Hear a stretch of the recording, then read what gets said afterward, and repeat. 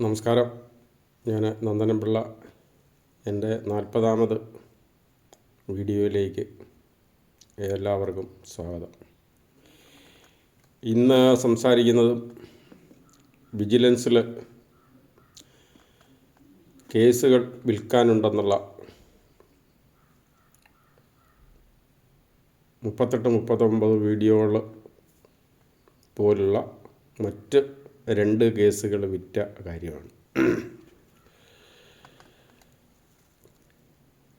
മോഹൻദാസ് എന്ന പേരിലൊരാൾ wear housing corporation എറണാകുളത്തുള്ള ഒരു സ്ഥാപനമാണ്. അതിൻ്റെ മാനേജിങ് ഡയറക്ടറായിട്ട് ഉള്ള കാലഘട്ടത്തിൽ നമ്മുടെ ഭരണഘടനയുടെ 14ാമത്തെ ആർട്ടിക്കിളിലെ തുല്യതയും 15ാമത്തെ ആർട്ടിക്കിളിൽ പറഞ്ഞിട്ടുള്ള ജാതിമത മറ്റ് പരിഗണനകളിലുള്ള വിവേചനം പാടില്ല എന്ന നിബന്ധനയ്ക്കും 16ാമത്തെ ആർട്ടിക്കിളിൽ പറഞ്ഞിട്ടുള്ള തുല്യ അവസരം, equal opportunity in public employment, ഇതിനെല്ലാം വിരുദ്ധമായിട്ട് ഈ മോഹൻദാസ് മാനേജിങ് ഡയറക്ടറായിരിക്കെ, ഇതൊക്കെ ചെയ്യുന്ന പാർട്ടിക്കാർക്ക് വേണ്ടിയാണ്, പാർട്ടി സിസ്റ്റത്തിന് വേണ്ടിയാണ്, ഇതെല്ലാം കൈക്കൂലി നിയമനങ്ങളുമാണ്. ഞാൻ പറയാതെ തന്നെ നമ്മുടെ പൊതുസമൂഹത്തിന് അറിയാവുന്ന കാര്യമാണ്. അസിസ്റ്റൻ്റ് എഞ്ചിനീയർ തസ്തികയിലേക്ക് നിയമിച്ചതുമായി ബന്ധപ്പെട്ട് ഒരു വിജിലൻസ് കേസ് 6/2009 5 അസിസ്റ്റൻ്റുമാരെ നിയമിച്ചതുമായി ബന്ധപ്പെട്ട് 7/2009 2 കേസുകൾ രജിസ്റ്റർ ചെയ്യപ്പെട്ടിട്ടുള്ളതാണ്. വിജിലൻസിനൊരു കേസ് രജിസ്റ്റർ ചെയ്യണമെങ്കിൽ അതിന് മുന്നോടിയായിട്ട് വിജിലൻസ് എൻക്വയറി നടത്തണം. ആ enquiry report enquiry officer SP കൊടുത്ത്, SP വിജിലൻസ് ഡയറക്ടർക്ക് കൊടുത്ത് അനുമതിയൊക്കെ വാങ്ങി മാത്രമേ രജിസ്റ്റർ ചെയ്യാൻ പറ്റൂ. അല്ല ചുമ്മാതെ എൻക്വയറി ഓഫീസർ സ്വയം തീരുമാനിച്ചാൽ ഒരു കാരണവശാലും അങ്ങനെ രജിസ്റ്റർ ചെയ്യാൻ പറ്റില്ല. അങ്ങനെ എല്ലാ നടപടികളും പാലിച്ചാണ് ഈ 2 കേസുകളും രജിസ്റ്റർ ചെയ്യപ്പെട്ടിട്ടുള്ളത്.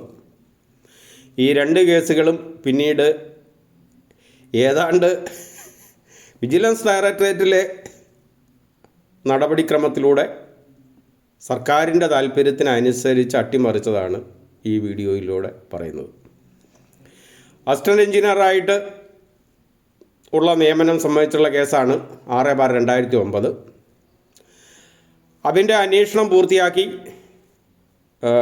വിജിലൻസിൻ്റെ PC ആക്ട് സെക്ഷൻ 13 പ്രകാരമുള്ള കുറ്റകൃത്യങ്ങൾ ചെയ്തതായിട്ട് വെളിവായതിൻ്റെ അടിസ്ഥാനത്തിൽ അന്വേഷണ ഉദ്യോഗസ്ഥൻ, കാരണം ഇതൊരു വലിയ ഫോർമാലിറ്റിയാണ് വിജിലൻസിലൊരു കേസ് കുറ്റപത്രം കൊടുക്കുന്നത്. അത് വഴിയെ പോകുന്ന പോലെ പോലീസ് സ്റ്റേഷനുകളിൽ കൊടുക്കുന്ന പോലെ കൊടുക്കാൻ പറ്റില്ല. ഒത്തിരി നിയമബോധമുള്ളവരൊക്കെ ഒത്തിരി പേര് കാണേണ്ടതായിട്ടുണ്ട്. എൻക്വയറി ഓഫീസർ അല്ലെ അന്വേഷണ ഉദ്യോഗസ്ഥൻ തയ്യാറാക്കുന്ന റിപ്പോർട്ട് അതിൻ്റെ LAക്ക് കൊടുക്കുന്നു. ലീഗൽ അഡ്വൈസറാണ്, അദ്ദേഹത്തിന് കൊടുക്കുന്നു. അദ്ദേഹം അത് അംഗീകരിക്കണം. അദ്ദേഹം അംഗീകരിച്ച് വരുന്ന ആ റിപ്പോർട്ട് വിജിലൻസിലെ ഈ പറയുന്ന അന്വേഷണ ഉദ്യോഗസ്ഥന് തൊട്ടു മുകളിലുള്ള SP കാണണം. SP കണ്ടിട്ടാണ് ഇത് വിജിലൻസ് ഡയറക്ടറേറ്റിലേക്ക് കൈമാറുന്നത്. വിജിലൻസ് ഡയറക്ടറും ഈ റിപ്പോർട്ട് അംഗീകരിച്ചെങ്കിൽ മാത്രമേ കോടതിയിൽ ഈ കേസിൽ കുറ്റപത്രം കൊടുക്കാൻ പറ്റത്തുള്ളൂ. അങ്ങനെ ഈ നടപടിക്രമങ്ങൾ പാലിച്ച് വിജിലൻസിൻ്റെ അന്നത്തെ ഡയറക്ടർ കണ്ട് ശേഷം കോടതിയിൽ കുറ്റപത്രം നൽകി.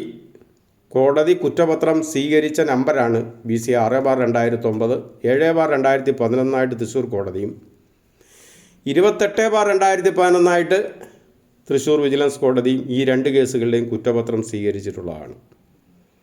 അന്വേഷണത്തിൽ സ്വജനപക്ഷപാതവും ഈ പറയുന്ന ഭരണഘടന ഞാൻ പറഞ്ഞിട്ടുള്ള തുല്യ അവസരവും തുല്യനീതി ഉൾപ്പെടെയുള്ളവ നിഷേധിച്ച് തന്നിഷ്ടക്കാർക്ക് പുറംവാതിൽ വഴി ജോലി കൊടുത്ത സംഭവമാണെന്ന് കണ്ടെത്തിയിട്ടുള്ള അടിസ്ഥാനത്തിലാണ് ഇതിൽ അന്വേഷണ ഉദ്യോഗസ്ഥൻ കോടതിയിൽ അന്തിമ റിപ്പോർട്ട് സമർപ്പിച്ചിട്ടുള്ളത്. ഇപ്പം ഞാൻ പറഞ്ഞത് ഇത് ഒരു നടപടിക്രമത്തിൻ്റെ ഭാഗമായിട്ട് എല്ലാവരും കണ്ട് എല്ലാം ശരിയാണെന്ന് പറഞ്ഞ ഒരു സംവിധാനം മറ്റൊരു വിജിലൻസ് ഡയറക്ടർ ഈ കസേരയിൽ വരുമ്പോൾ പ്രതി കൊണ്ടുവന്നൊരു അപേക്ഷ സർക്കാരിൽ കൊടുത്താൽ അത് അട്ടിമറിക്കും എന്നുള്ളതിൻ്റെ തെളിവാണ്. പ്രതി കൊണ്ടുവന്ന് സർക്കാരിൽ അപേക്ഷ കൊടുക്കുന്നു. അപ്പോൾ മറ്റൊരു വിജിലൻസ് ഡയറക്ടർ രേഖപ്പെടുത്തി കൊടുക്കുകയാണ്. അതിൽ deputy additional director of prosecution എന്ന് പറയുന്ന ഒരു തസ്തിക വിജിലൻസ് ആസ്ഥാനത്തുണ്ട്.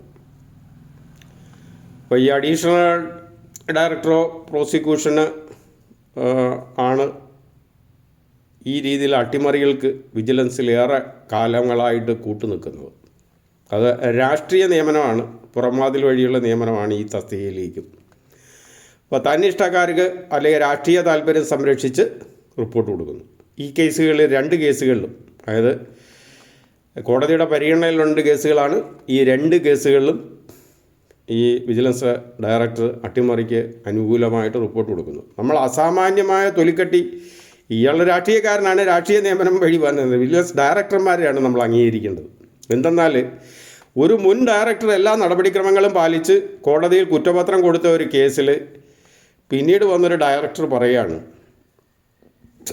കേസ് നിലനിൽക്കുന്ന ഇല്ല, വേണ്ടത്ര ജാഗ്രത ഉണ്ടായില്ല. ഈ കേസിൽ ഏറ്റവും വലിയ പ്രത്യേകത ഇതിന് പൊതു ഖജനാവിന് നഷ്ടമുണ്ടായ സംഭവമാണ്. കാരണം ഈ 5 അസിസ്റ്റൻ്റുമാരെയും ഒരു അസിസ്റ്റൻ്റ് എഞ്ചിനീയറെ നിയമിച്ചതേക്കുന്നതിലേക്ക് നിയമാനുസൃതമായ തസ്തിക ക്രിയേറ്റ് ചെയ്യപ്പെട്ടിട്ടില്ല. അത് വളരെ ഗൗരവതരമായ വിഷയമാണ്. ഒരു തസ്തിക ഉണ്ടെങ്കിൽ നിയമനം നടത്തിയാൽ അതിന് പൊതുഖജനാവിന് നഷ്ടമില്ല എന്ന് പറയാൻ പറ്റും. ഇവിടെ അങ്ങനെ തസ്തികയില്ല. ഈ 6 തസ്തികകളും രാഷ്ട്രീയ താല്പര്യം കണക്കിലെടുത്ത് നിയമിച്ചാണെന്ന് നമുക്ക് മനസ്സിലാക്കാം. അവർക്ക് താല്പര്യമുള്ള 6 പേർക്ക് ജോലി കിട്ടണമായിരുന്നു. അപ്പോൾ 6 പേർക്ക് ജോലി കിട്ടത്തക്ക രീതിയിലുള്ള സംവിധാനങ്ങൾ സെറ്റപ്പ് ചെയ്ത് അവരെ നിയമിക്കുന്നു. അതാണ് നമ്മളിവിടെ നടക്കുന്നത്, വർഷങ്ങളായിട്ട് നടക്കുന്ന ഒരു സംവിധാനമാണ്. ഇപ്പോൾ പൊതുഖജനാവിന് നഷ്ടമുള്ള ഒരു കേസ് സാധാരണഗതിയിൽ പിൻവലിക്കാൻ ഗവൺമെൻറ് ഉത്തരവ് ഇറക്കാറില്ല. ഇതിൽ അസാമാന്യമായ തൊലിക്കൊട്ടി നമ്മൾ വിജിലൻസ് ഡയറക്ടറിലാണ് കാണേണ്ടത്. കാരണം അദ്ദേഹം രാഷ്ട്രീയക്കാരനല്ലല്ലോ. IPS കിട്ടി ഉന്നത നിയമബോധം ഉണ്ടെങ്കിലും ഇല്ലെങ്കിലും ഉണ്ടെന്ന് നമ്മൾ വിശ്വസിക്കാൻ എങ്ങനെയായാലും ശരി ഉണ്ടെന്നും ഇല്ലെങ്കിലും നമ്മൾ ഉണ്ടെന്ന് വിശ്വസിപ്പിച്ച് ഈ സ്ഥാനങ്ങളിൽ എത്തുന്നവരാണ്. അപ്പോൾ പുള്ളിയും ഇതിന് അനുകൂലമായ റിപ്പോർട്ട് കൊടുത്തു എന്നുള്ളതാണ് നമ്മളെ ഏറ്റവും രസകരമായ കാര്യം. അതായത് ഈ കേസ് വിജിലൻസ് ആംഗിൾ ശരിയായ രീതിയിൽ നിലനിൽക്കില്ല. ഇതിൻ്റെ ഡയറക്ടർ ബോർഡ് ഈ നിയമനം സംബന്ധിച്ചുള്ള ഫയലുകൾ കണ്ടിരുന്നു എന്ന കാരണം പറഞ്ഞാണ് ഈ 2 കേസുകളും അട്ടിമറിക്കപ്പെട്ടിട്ടുള്ളത്. വിജിലൻസ് കേസുകൾ സംസ്ഥാനത്ത് വ്യാപകമായി അട്ടിമറിക്കപ്പെട്ടിട്ടുണ്ട്. അത് സംബന്ധിച്ചുള്ള വിശദാംശങ്ങൾ വിവരാവകാശ നിയമപ്രകാരം ചോദിച്ചെങ്കിലും തരാനായിട്ട് നമ്മുടെ ഗവൺമെൻറ്റോ വിജിലൻസ് ഡയറക്ടറേറ്റോ സന്നദ്ധമല്ല. എങ്കിലും എനിക്കറിയാവുന്ന തന്നെ ചില എറണാകുളത്ത് തന്നെ വിജിലൻസ് യൂണിറ്റ് DYSP നടത്തിയ 2 ട്രാപ്പ് കേസ് ആരോഗ്യ മേഖലയെ ബന്ധപ്പെട്ടുള്ളതാണ്. കാരണം ഈ പിൻവലിക്കുന്ന ഒരു കേസും പാവപ്പെട്ടവൻ്റെ കേസ്, ഞാൻ പോലീസുകാരൻ്റെ ക്ലർക്കിൻ്റെ കേസുകൾ പിൻവലിക്കാറില്ല. പിൻവലിക്കുന്ന കേസുകളെല്ലാം ഈ പറയുന്ന പോലെ ഡോക്ടർമാരോ ഉയർന്ന സ്ഥാനത്തിരിക്കുന്ന ഡോക്ടർമാരോ അതുപോലുള്ള നല്ല പൈസ കൊടുത്ത് ഈ ഗവൺമെൻറ് ഓർഡർ പർച്ചേസ് ചെയ്യുകയാണ്. ഒരിക്കലും ഏതെങ്കിലും നിയമത്തിൻ്റെ കാര്യം പറഞ്ഞ് അല്ലെങ്കിൽ അതിലെന്തെങ്കിലും പോരായ്മ ഉണ്ടെന്നൊക്കെ പറഞ്ഞ് നല്ല രീതിയിൽ കാശിന് മീതെ പരുന്തും പറക്കില്ല എന്നുള്ളതിൻ്റെ തെളിവാണ് ഈ അട്ടിമറികളെല്ലാം. ഇത് ചോദിക്കാനും പറയാനും ആളില്ലാത്തവനാണ് വിജിലൻസ് കോടതിയിലൊക്കെ പോയി കേസ് ഫേസ് ചെയ്ത് ട്രയൽ നടത്തി വിസ്തരിച്ച് അവൻ ജയിലിൽ പോകാൻ ഉള്ള സൗകര്യം ഉണ്ടാക്കും. ഇതിൽ ഏറ്റവും കൂടുതൽ നമ്മൾ ശ്രദ്ധിക്കേണ്ടത് ഈ നേരത്തെ ഞാൻ പറഞ്ഞ ട്രാപ്പ് കേസ് അതീവ ഗൗരവതരമാണ്. ട്രാപ്പ് കേസുകളിൽ നമുക്ക് 80%-ലധികം കൺവിഷൻ റേറ്റുള്ള കേസുകളാണ്. അപ്പം 13 പ്രകാരമുള്ള കേസുകളിൽ അത്രയും കൺവിഷൻ റേറ്റ് കുറവാണെന്നാണ് മനസ്സിലാക്കുന്നത്.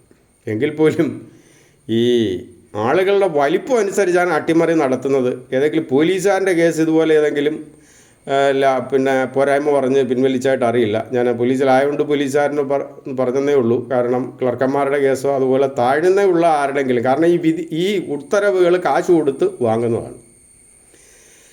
ഏതായാലും നന്ദി, നമസ്കാരം. മറ്റൊരു വീഡിയോ ആയിട്ട് വീണ്ടും കാണാം.